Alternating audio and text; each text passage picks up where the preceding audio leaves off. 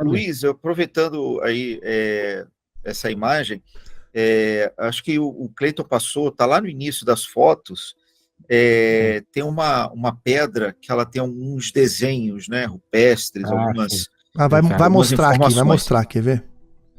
Deixa eu chegar nela aqui, pra você, já que você vai falar dela, deixa eu...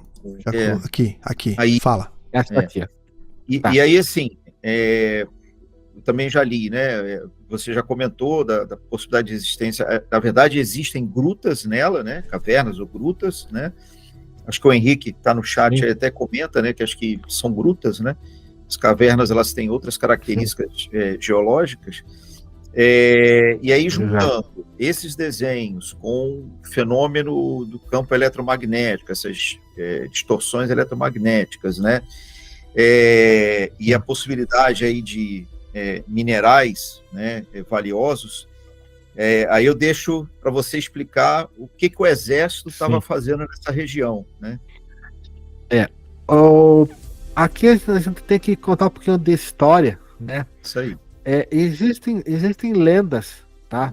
De que os jesuítas tenham guardado uma grande quantidade de tesouro em algumas grutas, né?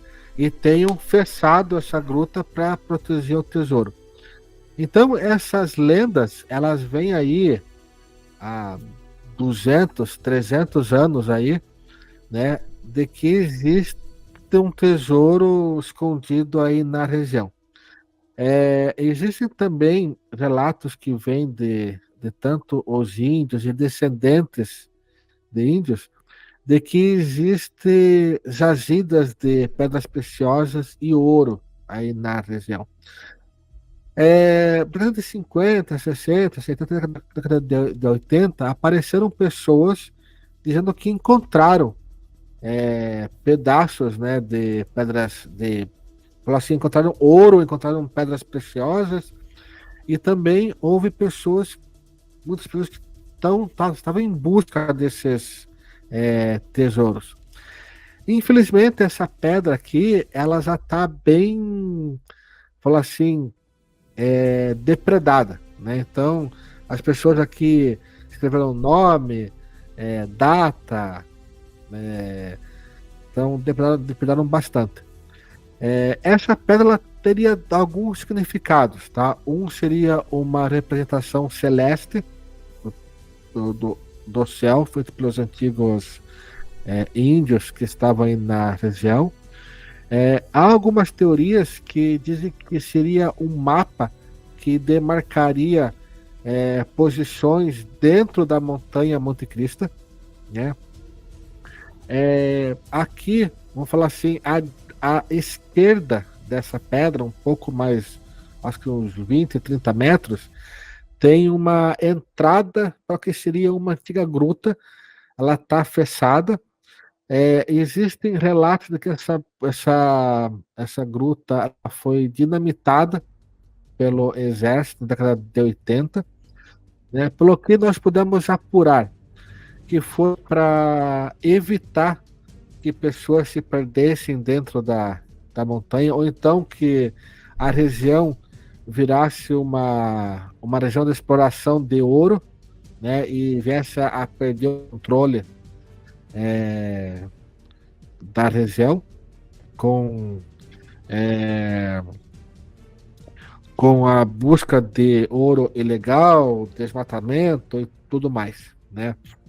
O exército em si, nós não conseguimos nenhum retorno do exército ou de um comunicado oficial, mas o que a gente conseguiu através de relatos históricos e alguns documentos da mídia da época que foi orientado pelo exército para evitar que houvesse uma busca ilegal por ouro e pedras preciosas, né?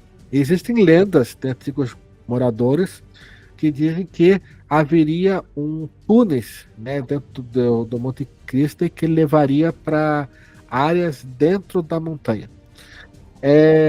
Fugindo um pouquinho da minha área de atuação, né, e não desmerecendo quem acredita ou não, Mas eu tive a oportunidade de conversar com algumas pessoas sensitivas e clarividentes, por exemplo, e também teve alguns casos de abdução aqui na região, pessoas que tiveram contato com extraterrestres e tudo mais. Veja bem, são pessoas que não se conhecem. Então, a pessoa que teve contato com extraterrestres e relatou isso, pessoas sensitivas e místicas que também relataram isso, que haveria sobre essa região uma cidade dimensional, né? Então, e daí os OVNIs que aparecem, eles viriam dessa cidade de uma dimensão paralela à nossa. Levando-se para uma base científica, não temos nenhuma comprovação disso, não tem como comprovar. Né? Explicaria se a gente for pensar em dimensões paralelas, né, em ter alguma civilização que possa entrar e sair nesse ponto. O que chama atenção é que nessa região do Monte Cristo e na região ali do Alto Quiriri, há um grande número de avistamento de OVNIs, né? E eu tive o prazer de conversar com alguns moradores muito antigos da região, e eles me deixaram o seguinte: histórias que vêm sendo contadas de pai para filho, né? Que os avós, bisavós, eles falavam que tinham pessoas diferentes de nós que saíam de dentro dessas montanhas, né? Que eram pessoas diferentes de nós. Então isso já é bem interessante. E de que existe sim rios de pedras preciosas debaixo dessa região, né? Então são vários. Nós temos assim até uma das teorias que a gente segue de que talvez esses OVNIs estejam interessados nessas pedras preciosas ou no ouro que teria na região, né?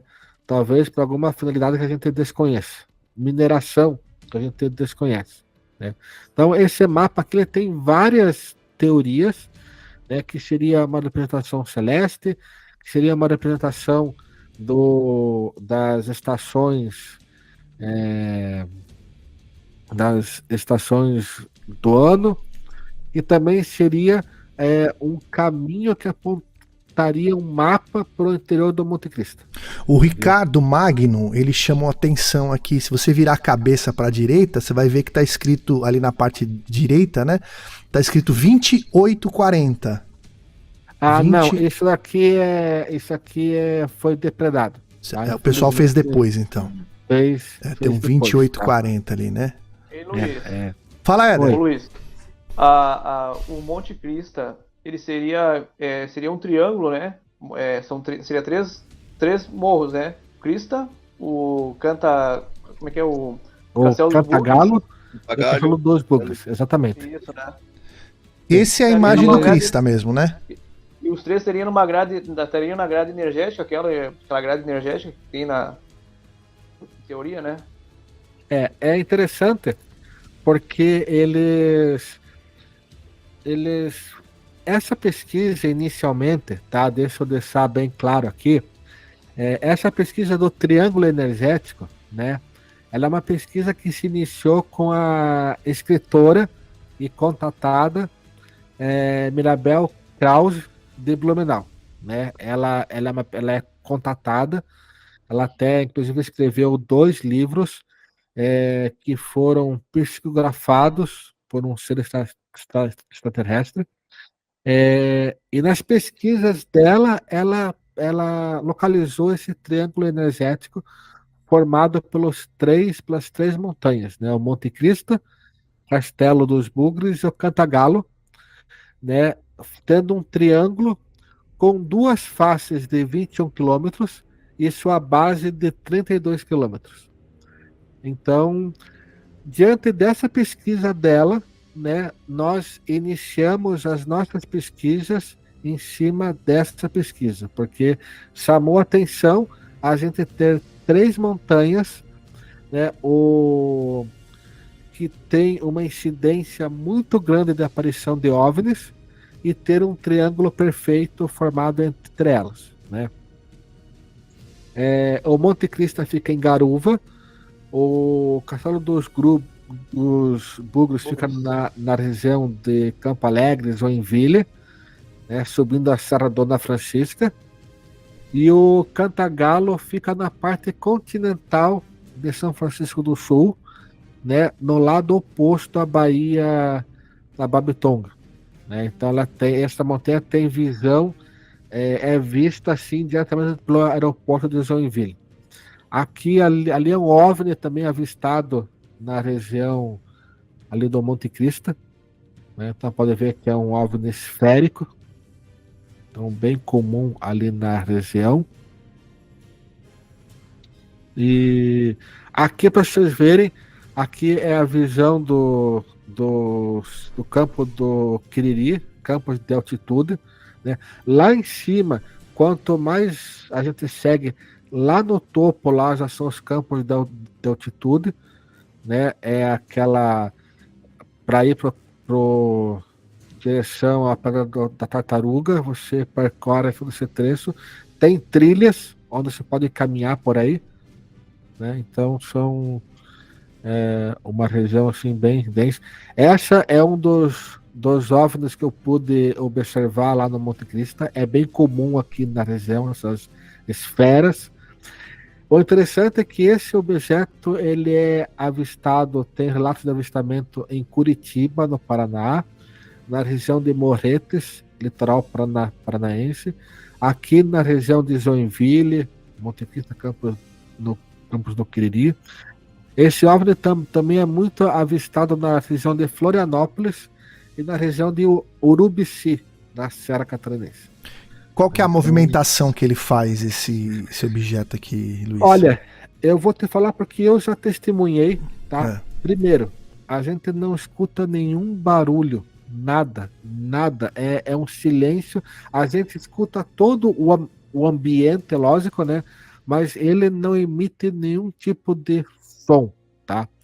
Ele se desloca muito rápido e ele faz curvas em 90 graus em alta velocidade, tá? Inclusive ele consegue, vamos supor, fazer uma curva de 90 graus à esquerda, depois para baixo, depois para cima e depois acelera em velocidades muito altas, tá? Então, não é drone, não é helicóptero, não é avião, tá? Então... Tem nem material específico para isso, né? Que suporte essas bruscas velocidades de aceleração e... né? Exatamente. O que chama atenção é que ele se desloca, vamos falar assim, ele aumenta a sua velocidade muito alta, assim, em questão de segundos. Então, e o que mais chama atenção é ele se desloca em alta velocidade e faz curvas em 90 graus. Então, é algo...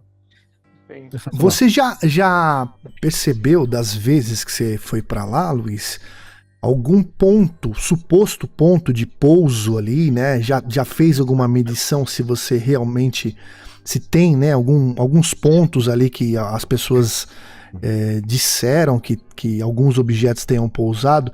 Você já teve alguma experiência nesse sentido? Olha, marcas no solo ali eu nunca identifiquei, tá? Nunca vi e não tenho relatos de marca no solo. O que nós temos, tá? Isso inclusive agora são relatos de profissionais das forças de segurança, tipo policial da Polícia Florestal, do Corpo de Bombeiros, membros da equipe de resgate de montanha, trilheiros profissionais, ou seja, são pessoas que estão na montanha, que trabalham na montanha e têm total conhecimento, né? O que nós temos alguns pontos onde há relatos desses objetos entrando e saindo da montanha, né? Um deles é na região posterior ao Monte Cristo, onde várias testemunhas avistam essas esferas luminosas entrando e saindo, né? Elas saem ali da terra mesmo, saem da montanha, e na região dos campos de altitude, próximo ali à Pedra da Tartaruga, onde também esses objetos, e até objetos grandes, eles literalmente entram e saem das montanhas da região. E Luiz, teve um caso de uns guias, né, que estavam fazendo um mapeamento das trilhas, que se depararam com esse objeto vermelho, né? Exatamente. Conta pra gente.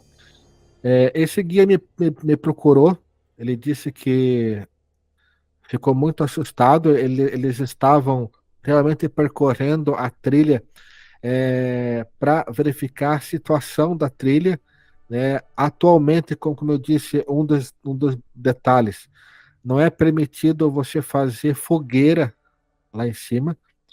Então é feito um trabalho de mapeamento para verificar como está a trilha, e eles fazendo essa subida ali do Monte Cristo, para fazer, a ideia era subir o Monte Cristo, para seguir em direção aos campos do Quiriri, pernoitar, outro dia acordar e fazer a travessia pelo campo do Quiriri e sair no outro lado. E passando já o Monte Cristo, indo para o campo do Quiriri, eles avistam essa luz vermelha no céu, e posteriormente uma luz maior que surge.